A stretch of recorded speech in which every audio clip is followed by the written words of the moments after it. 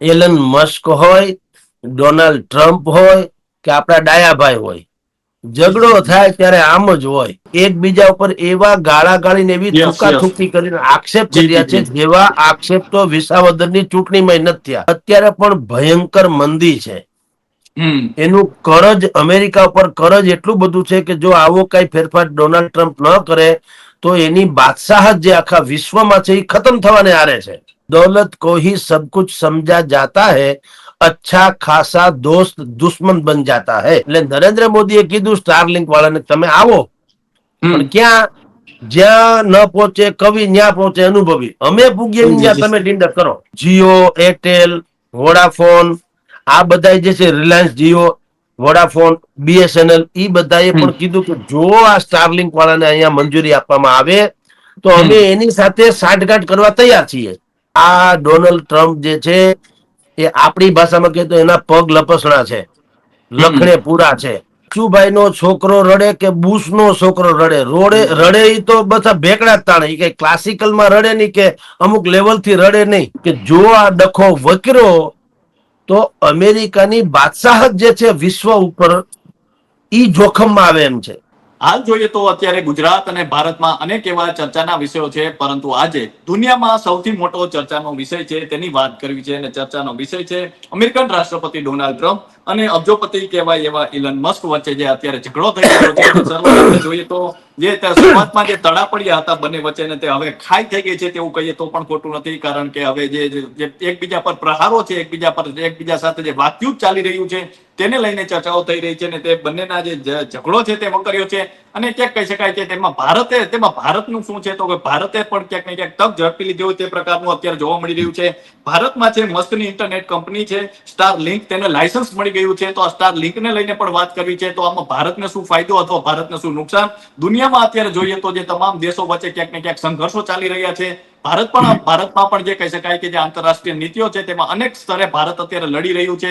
ત્યારે જે ટ્રમ્પ અને જે મસ્કનો ઝઘડો છે તેને લઈને ચર્ચાઓ થઈ રહી છે. ત્યારે આ જ ચર્ચાને લઈને વાત કરવા માટે આપણી સાથે હેડલાઇન ન્યૂઝના ગ્રુપ એડિટર અને વરિષ્ઠ પત્રકાર જગદીશ મહેતા સર જોડાઈ ચૂક્યા છે. તો આવો તેમની સાથે જ સીધી વાત કરીએ, વાત ગુજરાતી પર. સર, સૌપ્રથમ વાત ગુજરાતીમાં આપનું ખૂબ ખૂબ સ્વાગત છે. જી નમસ્કાર. સર, જે રીતે અત્યારે જોઈએ તો ટ્રમ્પ અને મસ્ક વચ્ચે ઝઘડો થયો છે તેમાં ભારતે છે ક્યાંક ને ક્યાંક તક ઝડપી હોય તે પ્રકારનું લાગી રહ્યું છે, કારણ કે ભારતે છે તે ઇલોન મસ્કની જે કંપની છે તેને અત્યારે એક પ્રકાર કહી શકાય કે સ્ટારલિંક તેને લાયસન્સ આપી દીધું છે. તે હવે સ્ટારલિંક છે તે અનેક જગ્યાએ ઇન્ટરનેટ સેવા છે, હાઈ સ્પીડ ઇન્ટરનેટ છે તે ભારતમાં લાવવાની છે. અને આમાં જોઈએ તો અત્યારે અનેક દેશો છે તે અત્યારે ક્યાંક ને ક્યાંક અત્યારે સંઘર્ષો જોવા મળી રહ્યા છે. ભારતમાં પણ અત્યારે અનેક સ્તરે સંઘર્ષ ચાલી રહ્યા છે. તેની વચ્ચે ભારતે જે મસ્કને આવકારો આપ્યો છે તેને કઈ રીતે જુઓ છો સર? જુઓ કૃપાલસિંહ, કાગડા તો કાશ્મીરમાં કાળા જ હોય. જી. એલન મસ્ક હોય, ડોનાલ્ડ ટ્રમ્પ હોય કે આપણા ડાયાભાઈ હોય, ઝઘડો થાય ત્યારે આમ જ હોય. Yes yes. ક્યાંક બચુભાઈ નો છોકરો રડે કે બુશ નો છોકરો રડે, રડે ઈ તો બધા ભેકડા જ તાણે. ઈ કઈ ક્લાસિકલ માં રડે નહીં કે અમુક લેવલ થી રડે નહીં.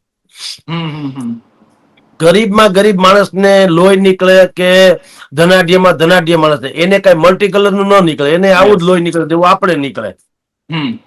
આ જે ડોનાલ્ડ ટ્રમ્પ અને એનલ મસ્ક નો જે ઝઘડો છે એ આપણે શેરી ગલીમાં જેમ બાંધણા થાય ને એના જેવો જ છે. જી. કારણ એવું છે કે બધામાં મૂળ વાત આવે સ્વાર્થની, પૈસાની. યસ. હમ. અને આપણે જાણીએ છીએ અને કહીએ છીએ ને કે દौलत को ही सब कुछ समझा जाता है, अच्छा खासा दोस्त दुश्मन बन जाता है. Yes yes. ડોનાલ્ડ ટ્રમ્પ અને એલન મસ્ક બે ધંધાદારી છે, વેપારી છે. ડોનાલ્ડ ટ્રમ્પ અત્યારે અમેરિકાના રાષ્ટ્રપતિ બીજી વાર બન્યા એ જુદી વાત છે.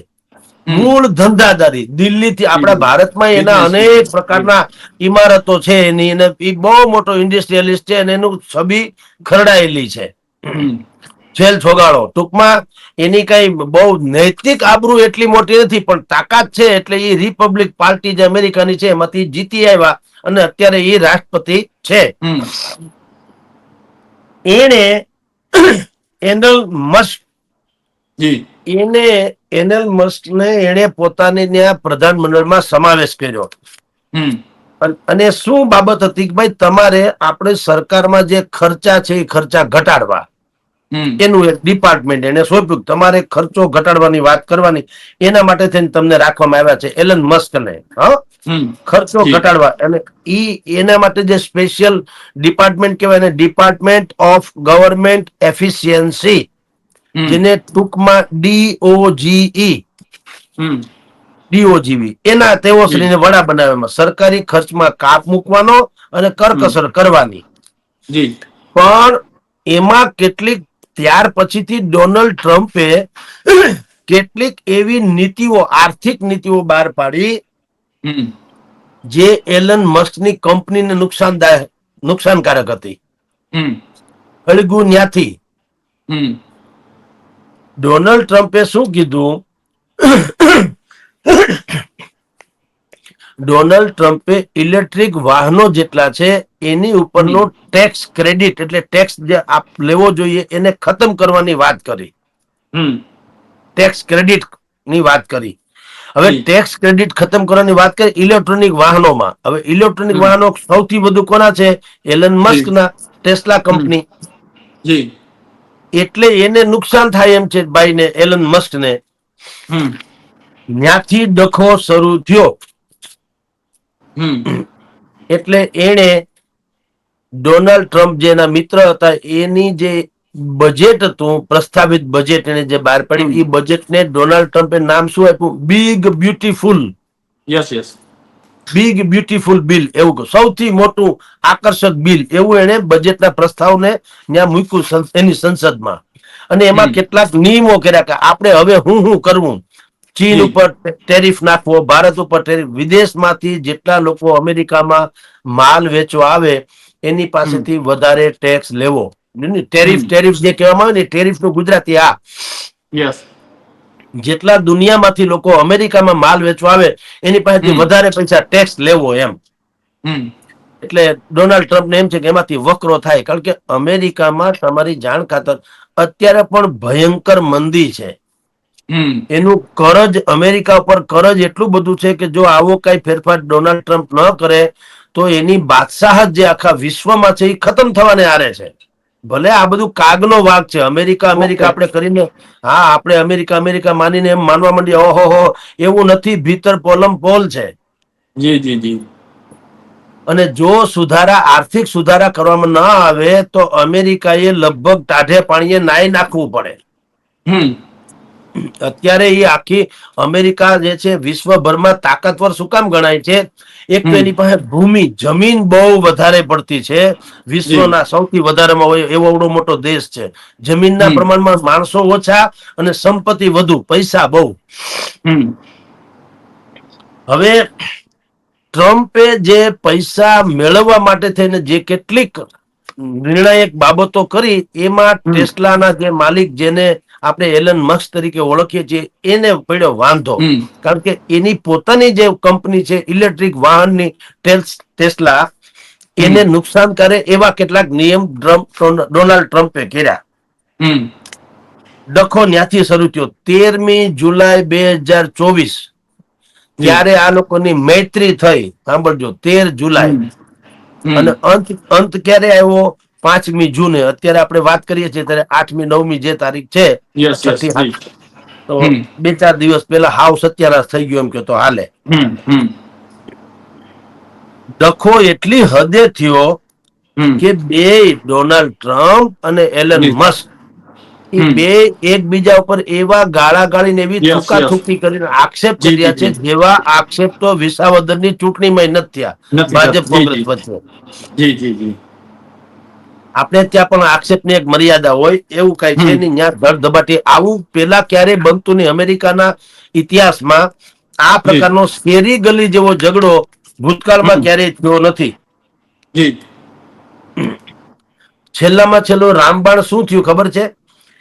એલન મસ્કે ડોનાલ્ડ ટ્રમ્પ ઉપર એવું કીધું કે આ વ્યક્તિનું નામ જેફરી એપ્સ્ટીન ફાઇલ. એપ્સ્ટીન શું છે? એ જેફરી એપ્સ્ટીન નામનો એક બહુ મોટો અમેરિકાનો અરબપતિ વ્યક્તિ હતો. અરબપતિ. એની ઉપર આક્ષેપ હતો કે એ સગીરા ઉપર યૌન શોષણ કરવાનો આક્ષેપ હતો, પણ ઈ પોતે ખાલી આરોપી હતો એમ નહીં, એના પછી જયારે તપાસ નીમવામાં આવી ત્યારે એમાં બહુ મોટા મોટા નામ આવ્યા. આપણે કહીએ ને કે ભાઈ જીવનની ઢળતી સંધ્યાએ જખમોની યાદી જોતા હતા, ખૂબ ઓછા પાના જોઈ શકો, બહુ મોટા મોટા નામ હતા, અંગત અંગત. એમ આજે જેફરી એપ્સ્ટીન નામના વ્યક્તિએ આપઘાત કર્યો પછીની તપાસ થઈ કે આમાં કોણ કોણ સંડોવાયેલા છે, તો તમારી જાણ ખાતર એની જે તપાસમાં નામ ખુલ્યા હતા એ કોના કોના છે? બિલ ક્લિન્ટન, એ પણ પૂર્વ રાષ્ટ્રપતિ. હવે તમે ને આપણે બધા જાણીએ 1990 બિલ ક્લિન્ટન અને મોનિકા લેવેન્સ્કી નામની લેડીઝ ના દુર્વ્યવહારો જે છે એ બહુ છાપરે ચડ્યા હતા. એટલે આ બધા લોકો, હું ઘણી વખત કહું કૃપાલસિંહ, આપણે બધા છે ને ગોરી ચામડી ઉપર બહુ મોહી જાય અને એમ માનીએ છીએ કે ઈ જગતના શ્રેષ્ઠ માણસો છે. આ લોકો પણ ચારિત્રના સત્યાનાશ થઈ ગયેલા છે. આપણે બધા મોહી બહુ જાય. અમેરિકા એટલે બધું સારું ને એવું નથી હોતું. કદડો ન્યાય તો અમેરિકામાં સારું છે એનું ખરાબનું કોઈ બોલતા નથી. 1990 બિલ ક્લિન્ટન જયારે રાષ્ટ્રપ્રમુખ હતા અમેરિકાના, ત્યારે એને પણ આ મોનિકા લેવેન્સ્કી નામની સ્ત્રી સાથે અત્યાચાર ને દુરાચાર કહી શકાય, અપ્રાકૃતિક યૌનાચાર, એમાં ઈ સંડોવાયેલા હતા. એટલે આ જે મેં તમને કીધું જેફરી એપ્સ્ટીન નામની જે વ્યક્તિએ આપઘાત કર્યો એની જે તપાસમાં નામ નીકળ્યું, નામ કોના કોના હતા? બિલ ક્લિન્ટન, હિલેરી ક્લિન્ટન, પછી ત્યાંનો સૌથી મોટો ફેમસ એક્ટર છે અમેરિકાનો, ટૂંકમાં હોલીવુડનો, લિયોનાર્ડો એ નામનો એક્ટર છે. ડીકે પ્રિયો એનું નામ છે, આખે આખું લિયોનાર્ડો ડીકે પ્રિયો. એનું નામ પણ આ ફાઇલમાં હતું. માઇકલ જેક્સન નું નામે હતું, વિશ્વનો મશહૂર ડાન્સર, એનું નામ પણ હતું, અને ડોનાલ્ડ ટ્રમ્પ નું નામ પણ હતું. ડોનાલ્ડ ટ્રમ્પે એમ કહેવાય છે કે 1995 1990, હું તમને તારીખ આપું છું, એમાં એ 5-7 વખત એના ટાપુમાં જઈ આવ્યા કે હા, જે યૌનાચારમાં ફસાયેલો જણ છે એપ્સ્ટીન સાથે એના ટાપુમાં જઈ આવ્યા. ને પાછું ડોનાલ્ડ ટ્રમ્પે પોતે પણ કીધું કે ભાઈ જેફરી એપ્સ્ટીન જે છે એની સાથે રહેવામાં મને મજા આવે છે. જેફરી એપ્સ્ટીન ને સુંદર છોકરીઓ બહુ ગમે છે એવું પાછું એને કીધું, અને ઈ એટલી એને ગમે છે જેટલી મને ગમે છે એવું પાછું ડોનાલ્ડ ટ્રમ્પે જે તે સમયે કીધું. એ વિડીયો ઉપલબ્ધ છે. બરાબર. હવે આની તપાસ જે શરૂ થઈ, એ તપાસને આપણે જેમ કહીએ છીએ ને, મેં કીધું તમને કે એપ્સ્ટીન ફાઇલ, એમાં એક પ્રકરણ છે લોલિતા એક્સપ્રેસ. આપણે લોલિતા એક્સપ્રેસ ઈ શું છે ઈ પણ બહુ સમજવા જેવું છે. આજ આ પ્રકરણમાં જ બધું આવે છે. લોલિતા એક્સપ્રેસ એટલે 1955 રશિયાનો નોવેલિસ્ટ, નવલકથાકાર વ્લાદિમીર નાબોકોવે નામનો નોવેલિસ્ટ હતો, રશિયાનો. એને 1955 એક લોલિતા એક્સપ્રેસ નામની નવલકથા લખી હતી. એ નવલકથા શું હતું? 12 વર્ષની એક યુવતી, એનું નામ લલિતા હતું, એની ઉપર જે દુરાચાર થાય છે એને આધારિત એ આખી નવલકથા હતી. એટલી બધી બેસ્ટ સેલર સાબિત થઈ હતી કે જયારે એનું લોન્ચિંગ થયું 3 દિવસમાં બધી વેચાઈ ગઈ, પાછી છાપવી પડી. એટલે એમાં જે વાત હતી એ વાત કોને લાગુ પડે છે? જેફરી એપ્સ્ટીન નામના વ્યક્તિને. કે એમાં પણ એક સગીરા ઉપર યૌનાચારની વાત છે.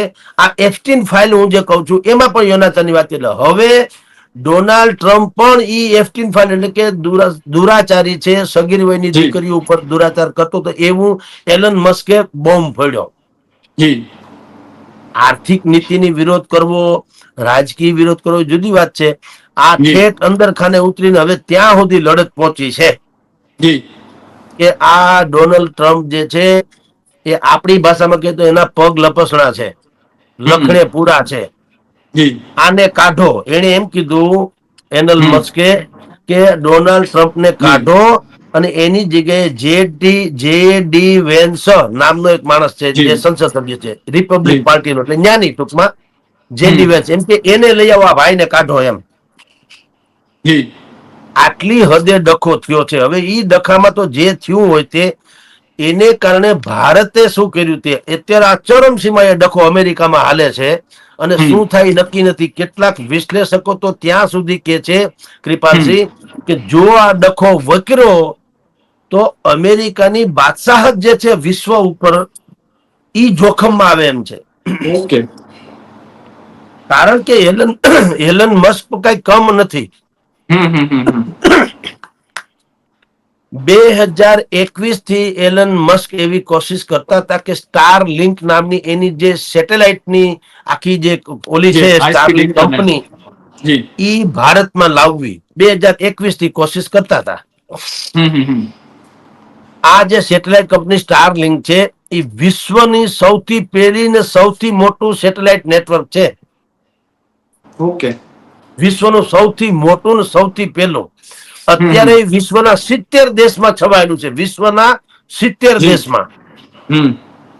ભારતના જે આપણા પણ જે નેટવર્ક કનેક્ટિવિટી વાળા છે, જેમ કે જીઓ, એરટેલ, વોડાફોન, આ બધા જે છે, રિલાયન્સ જીઓ, વોડાફોન, બીએસએનએલ, ઈ બધાએ પણ કીધું કે જો આ સ્ટારલિંક વાળાને અહીંયા મંજૂરી આપવામાં આવે તો અમે એની સાથે સાંઠગાંઠ કરવા તૈયાર છીએ.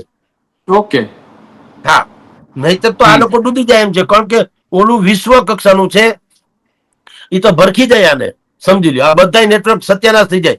એટલે ભારત સરકારે એમ કીધું કે ભાઈ અમારા જે અહીંના સ્થાનિક ઉદ્યોગો જે છે એ તૂટી ન જવા જોઈએ. એટલે વ્યવસ્થા શું કરી, નરેન્દ્ર મોદી પર કઈ કમ વેપારી નથી. જી. જી. જી. ડોનાલ્ડ ટ્રમ્પે અમથું નતું કીધું કે આની યારે સોદો કરવો બહુ અઘરો પડે, એવું ડોનાલ્ડ ટ્રમ્પે પણ કીધું હતું. કારણ કે આ જી. તો જી. પાકો ગુજરાતી ને હાવજ આપણો. યસ. એટલે જી. એને બુદ્ધિપૂર્વક ની વ્યવસ્થા કરી. એને શું કીધું, એનલ મસ્ક ની આ જે સ્ટાર લિંક ને મંજૂરી આપી, કઈ શરતે, તમારે અંતરિયાળ ગામમાં નેટવર્ક સ્થાપવા. જી. અર્બન વિસ્તારમાં, અર્બન એટલે થોડા ઘણા વિકસિત, ગોંડલ, જેતપુર, જાફરાબાદ, ઉના, રાજકોટ, અમદાવાદ, વડોદરા, સુરત, એ અર્બન કહેવાય, શહેરી વિસ્તાર. તો શહેરમાં કઈ ડખો ન કરવો. અહીંયા અમારું છે, જ્યાં અમે અમારા માણસો પહોંચે નહીં. કારણ કે હવે તમે વિચાર, કચ્છમાં ટાવર નાખવા હોય, હવે કચ્છમાં ઢુંબા છે 10 ઢુંબામાં ટાવર પુગાડવા તો ખર્ચો થાય ભયંકર. હોના કરતા ઘડામણ મોંઘું થઈ જાય. જી. જી. જી. એ આપણા લોકો કરે નહીં. અદાણી પણ ન કરે, અંબાણી પણ ન કરે, જીઓ વાળા એટલે કે ઈ ન કરે, એરટેલ વાળા ન કરે, બીએસએલ વાળા ન કરે. જી. કારણ શું છે, મોંઘું પડે. હોના કરતા ઘડામણ મોંઘું પડે. ત્યાં સુધી તમે પુગાડો ત્યાં સુધી તમારો ખર્ચો એટલો બધો થાય કે એમાં આવક કઈ થાય નહીં. જી. જી. જી. એટલે નરેન્દ્ર મોદીએ કીધું સ્ટારલિંક વાળાને, તમે આવો, પણ ક્યાં, જ્યાં ન પહોંચે કવિ ત્યાં પહોંચે અનુભવી. અમે પૂગીએ નહીં ત્યાં તમે ડીંડક કરો. જી. જી. જી. જી. ત્યાં તમે તારે નાખો તમારા માંડવા અને હંધાને નેટવર્ક કરી દો. ઈ ફૂલ સ્પીડ થી આવે એમ છે. જી. જી. તો સર, અમારી સાથે જોડાવા બદલ અને આપનો કિંમતી સમય આપવા બદલ ખૂબ ખૂબ આભાર. તો આ હતા હેડલાઇન ન્યૂઝના ગ્રુપ એડિટર અને વરિષ્ઠ પત્રકાર જગદીશ મહેતા સર. અને સરે જે રીતે વાત કરી કે હાલમાં ટ્રમ્પ અને મસ્કની જે લડાઈ છે તેમાં ક્યાંક ને ક્યાંક ભારતને જે ફાયદો થવાનો છે, ત્યારે બસ આટલું જ. ફરી મળતા રહીશું વાત ગુજરાતી પર.